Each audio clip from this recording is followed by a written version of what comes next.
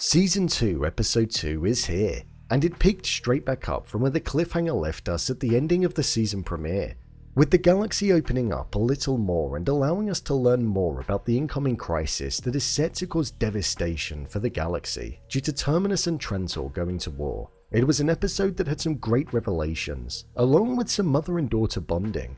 So let's jump into this episode and take away all of the important details from it. So let's get into it. Here is Foundation Season 2, Episode 2, Ending Explained. Just to let you know, this video will contain spoilers. Oh, and if you enjoy the video, then feel free to hit subscribe. Thanks. I'll break this video down by the main arcs that we had and the planets that we spent our time on. Gaal, Hari Seldon, and Salvor. This was an arm of the episode that was definitely one of the most interesting ones, and it connected to what we saw occurring on Terminus right at the end.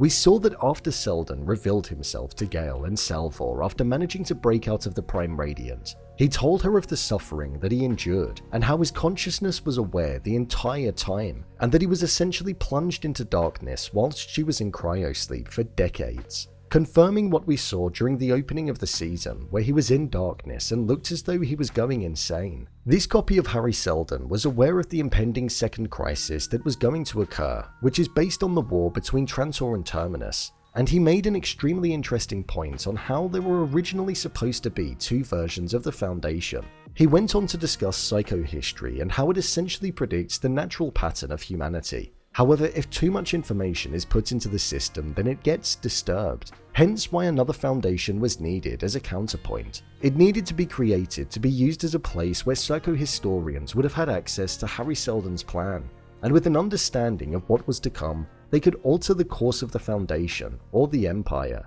depending on how off track things were looking like they could go. This is because one of the worst cases is that the Foundation on Terminus could eventually turn into another empire.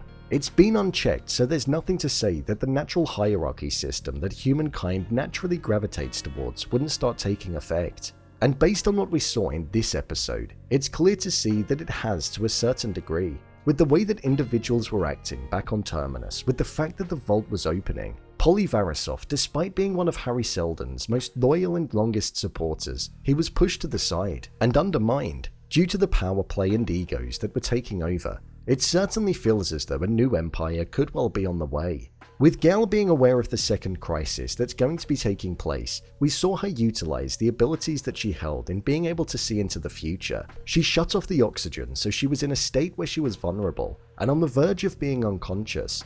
This is because it's a state where she was used to doing these visions, and she tried to tap into her mind several years into the future. This was where she saw a terrifying thing. She saw devastation, destruction, and death, and it looked as though the planet had fallen, but most specifically fallen to one individual. This person was called the Mule, and he personified evil and smelt of darkness. Gaal looked as though she was the last survivor, and she had no warriors or mentalics left. Mentalics are individuals who have the ability to read the minds of people, and also warp the minds of the people that they're targeting. This is something that Gaal was unaware of at the time, but they are extremely powerful, and will most likely prove to be an ally in the future. Upon Gaal waking up, we saw that she was fearful over what she saw, and that the vision pretty much summed up the threat that was present for the Seldon plan and the future of it. The Mule was hungry to find the second foundation, something which, judging by that moment, it felt as though Hari, Gaal, and Salvor were going to be successful in creating.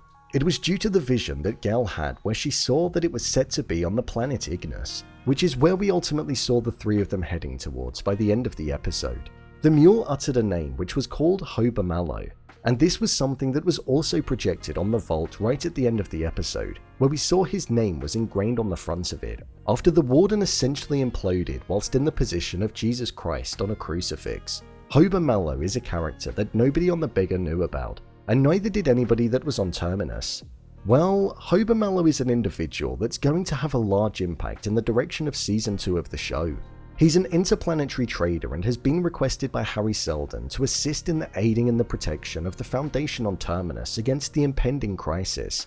With the Mule saying, "Are you from the Age of Empires?" before Hober Mallow, it shows that there's definitely going to be some importance that comes from the character. With the Mule being able to look inside of Gaal's mind and see that there was a younger version of herself looking out over her, maybe he could be some kind of mentalic too.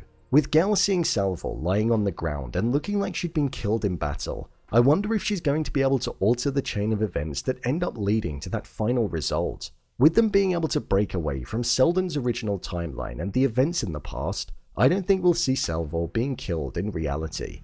It was interesting to see how there was some resistance around the Outer Reach to Seldon and the Foundation. It was always said how it wasn't supposed to be like a religion, but it's very much morphed into a belief system that people live their lives by. However, it does seem as though the recruitment into the Foundation is something that within the Outer Reach people are becoming more understanding towards.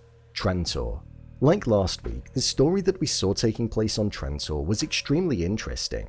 It wasn't as focused on as episode 1, as we spent more time on the connection between the beggar and Terminus and the fate of the Foundation. However, we saw Brother Day and Queen Sareth working on their potential acquaintance and eloping. We saw Brother Day looking at the wall which had Empress Hanlo ingrained onto it, an empress that had a dynasty that covered 4 times the area that the Cleonic dynasty currently held, and it saw a development of science and other advances.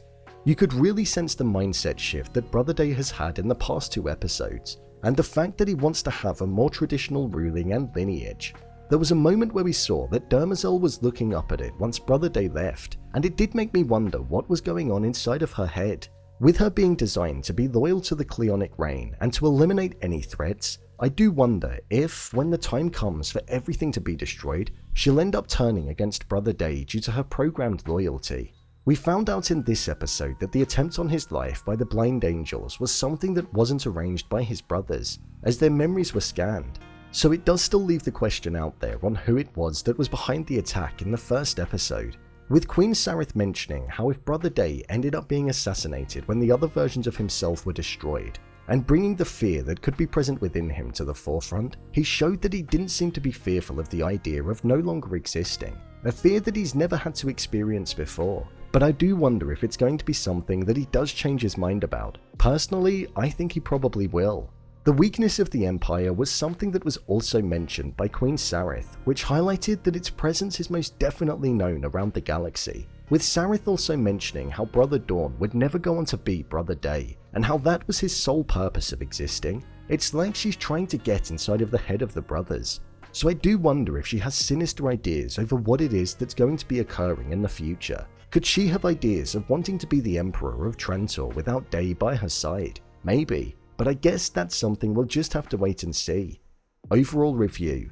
I thought this episode was pretty good. It's got me interested to see where the rest of the season is going to go, with the likes of the Mule, Hober Mallow, Ignis, the Second Foundation, along with Queen Sareth and Brother Day becoming a singular mortal being. Oh, and also the war that's set to take place. This entire season is shaping up to be something that's going to be relatively complex, but exciting to follow. Just when I think one side of the galaxy has more troubles than the other, it flips it on its head and shows that there's no corner that's safe from the Empire's touch, and the impending danger that will be hitting everybody. With the Empire wanting to extinguish the Foundation, I'm really interested to see how successful that plan will be, and if a mere mortal version of Brother Day will be able to survive. All I say is bring on the next episode. What did you think of episode 2? Leave a comment down below, and don't forget to subscribe. I'll see you next time.